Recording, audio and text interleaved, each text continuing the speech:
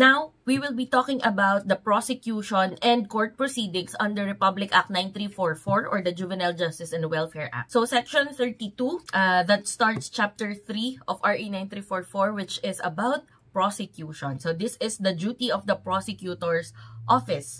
There shall be a specially trained prosecutor to conduct inquest, preliminary investigation, and prosecution of cases involving a CICL. If there is an allegation of torture or ill treatment of a child in conflict with the law during arrest or detention, it shall be the duty of the prosecutor to investigate the same. Kasi nga, diba, lahat naman ng cases, manggagaling yan sa barangay level, PNP, and then tsaka palang dadating sa prosecutor. So, kung merong alleged torture na ginawa doon sa batang in conflict with the law, doon sa CICL, then, ang mag-iimbestiga nun, of course, would be the prosecutor. And then, preliminary investigation and filing of information. The prosecutor shall conduct a preliminary investigation in the following instances. First one, when the child in conflict with the law does not qualify for diversion. Nung nakaraan, may mga nabanggit tayo forms or kinds of diversion, diba? So, kapag hindi sila qualified doon sa mga nabanggit na yon, magko-conduct ng preliminary investigation yung prosecutor. And then second,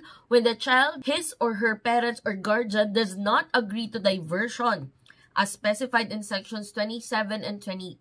Pag hindi sumang-ayon yung mga magulang nung CICL or yung bata mismo doon sa diversion program na mapagkakasunduan sana, doon magkakonduct ng preliminary investigation yung prosecutor. And then, third one, when considering the assessment and recommendation of the social worker, the prosecutor determines that diversion is not appropriate for the child in conflict with the law. So, magkakaroon nga ng preliminary investigation kapag base doon sa assessment at recommendation ng social worker na humawak doon sa kaso, yun yung nirecommend niya doon sa prosecutor na hindi akma para doon sa bata ang diversion. Then, magkakaroon ng preliminary investigation si prosecutor. Upon serving the subpoena and the affidavit of complaint, the prosecutor shall notify the PAO or Public Attorney's Office of such service, as well as the personal information and place of detention of the child in conflict with the law. Upon determination of probable cause by the prosecutor,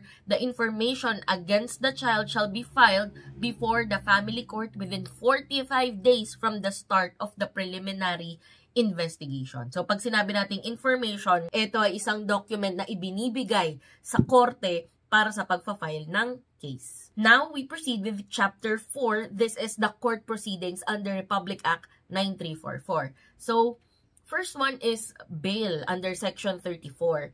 For purposes of recommending the amount of bail, the privilege mitigating circumstances of minority shall be considered. Section 35, release on recognizance. Pag sinabing recognizance, from the root word recognize, kilala.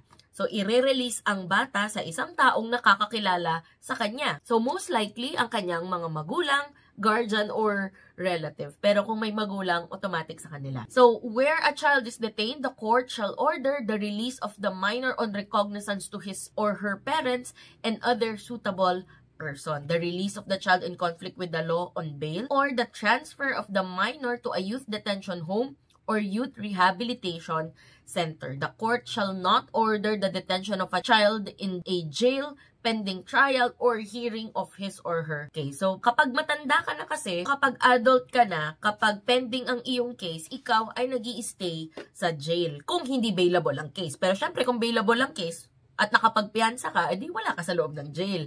But children, they are not placed in jail pending trial or hearing of his or her case. Wala sila doon. Detention of the child pending trial, Section 36. Children detained pending trial may be released on bail or recognizance as provided for under Sections 34 and 35 under this Act. In all other cases, and whenever possible, detention pending trial may be replaced by alternative measures such as close supervision, intensive care, or placement with the family or in an educational setting or home. Institutionalization or detention of the child pending trial shall be used only as a measure of last resort and for the shortest possible period of time. Whenever detention is necessary, a child will always be detained in youth detention homes established by local governments pursuant to Section 8 of the Family Courts Act in the city or municipality where the child resides. In the absence of a youth detention home, kung wala niyan doon sa city or sa municipality ninyo, kasi hindi naman talaga sa lahat meron, the CICL may be committed to the care of the DSWD or a local rehabilitation center recognized by the government in the province, city, or municipality within the jurisdiction of the court. The center or agency concerned shall be responsible for the child's appearance in court whenever required. Then we have diversion measures, where the maximum penalty imposed by law for the offense with which the child in conflict with the law is charged is imprisonment of not more than 12 years. Kapag hindi naman daw hihigit sa 12 years ang magiging parusa kung sakaling makukulong ang bata, regardless of the fine or fine alone regardless of the amount, and before arraignment of the child in conflict with the law, the court shall determine whether or not diversion is appropriate. Section 38 is the automatic suspension of sentence. Once the child who is under 18 years of age at the time of the commission of the offense is found guilty of the offense charged, the court shall determine and ascertain any civil liability which may have resulted from the offense committed. However, instead of pronouncing the judgment of conviction, the court shall place the CICL under suspended sentence without need of application. In other words, automatic na magiging suspended ang sentence ng isang CICL. Provided, however, that suspension of sentence shall still be applied even if the juvenile is already 18 years of age or more at the time of the pronouncement of his or her guilt. Maaari kasi na nung nakomit ang crime, considered as child pa yung bata, di ba? Sabihin natin 17 or 16 years old pa lang siya. Natapos ang kaso, sabihin natin na 18 na siya. Nag-birthday na siya, naging adult na siya. Automatic pa rin na magiging suspended daw ang sentence niya. Dahil upon suspension of sentence and after considering the various circumstances of the child, the court shall impose the appropriate disposition measures as provided in the Supreme Court Rule on Juveniles in Conflict with the Law. Okay. Chapter 39, Discharge of the Child in Conflict with the Law. Upon the recommendation of the social worker who has custody of the child, the court shall dismiss the case against the child whose sentence has been suspended and against whom disposition measures have been issued, and shall order the final discharge of the child if it finds that the objective of the disposition measures have been fulfilled. So, social worker ang magre-recommend na ma-dispose na ang case. So, ano magiging basehan ng social worker? Kapag na-atim na yung objective ng kaso na yun, in simpler words, kapag napatunayan na naturuan na ng lesson yung bata or kapag nagbago na yung bata, na-realize na yung bata yung mga pagkakamali niya, then the court shall order the final discharge of the child. Again, upon the recommendation only of the social worker who has custody of the child. The discharge of the child in conflict with the law shall not affect the civil liability resulting from the commission of the offense, which shall be enforced in accordance with the law. So, kung ano man yung mga civil responsibilities ng bata because of the offense or crime that he has committed, hindi yon mawawala. Kailangan niya pa rin managot doon sa civil liabilities na yun. Kung may kailangan bayaran, babayaran niya pa rin. Pero yung kulong, hindi na siya makukulong nga. Kapag ni-recommend na siya ng social worker doon sa court na okay na siya. Section 40 is return of the child in conflict with the law to court. If the court finds that the objective of the disposition measures imposed upon the CICL have not been fulfilled. Ito naman yung case kapag yung objectives nung disposition ng case, yung gustong mangyari ng korte ay hindi nagawa nung bata. Or if the CICL has willfully failed to comply with the conditions of his or her disposition. Kapag hindi siya sumunod doon sa mga dapat niyang gawin, base doon sa disposition ng case, base doon sa sinabi ng court sa kanya na dapat niyang gawin, or sa kanyang rehabilitation program, the child in conflict with the law shall be brought before the court for execution of judgment.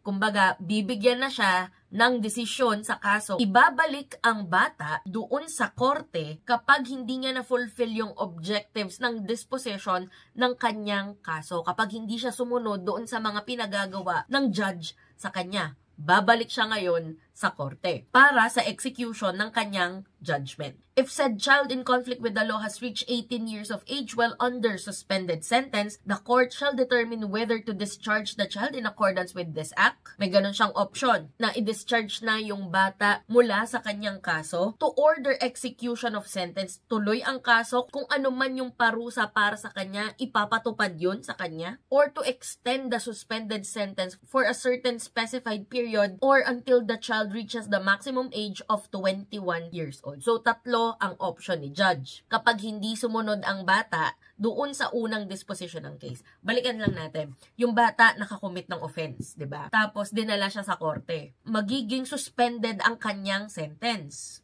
Then, while suspended ang kanyang sentence, of course, merong dapat gawin yung bata. May mga sasabihin si judge na dapat niyang ma-fulfill. Yun na nga yung objectives nung disposition ng case na yon.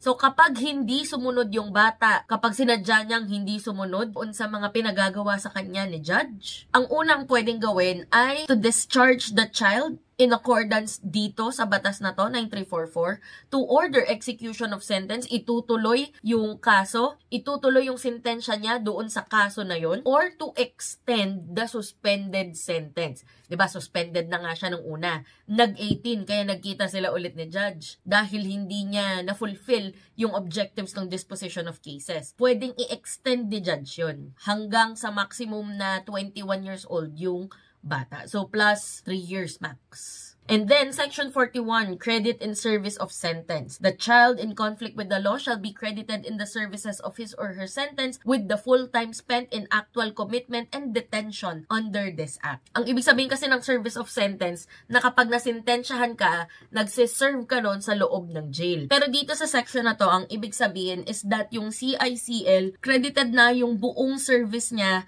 as if na nasa loob talaga siya ng isang kulungan. Kasi 'di ba bata, wala naman talaga sila sa kulungan. Kapag nagkaroon na ng judgment ang court sa kanya, so automatically yung time spent na binigay ng bata during this time as if nasa kulungan talaga siya. Kumbaga, credited na yung mga ginawa niya sa labas ng kulungan na para bang nasa loob talaga siya ng kulungan. Credited na siya. Hindi niya na kailangan mag-serve pa sa actual na kulungan or detention center. And then, the last for Chapter 4 is Section 42, probation as an alternative to imprisonment. The court may, after it shall have convicted and sentenced a child in conflict with the law and upon application at any time, place the child on probation in lieu of service of his or her sentence, taking into account the best interest of the child. For this purpose, Section 4 of PD 968, also known as the Probation Law of 1976, is hereby amended accordingly. So again, those are the prosecution and court proceedings under RA 9344.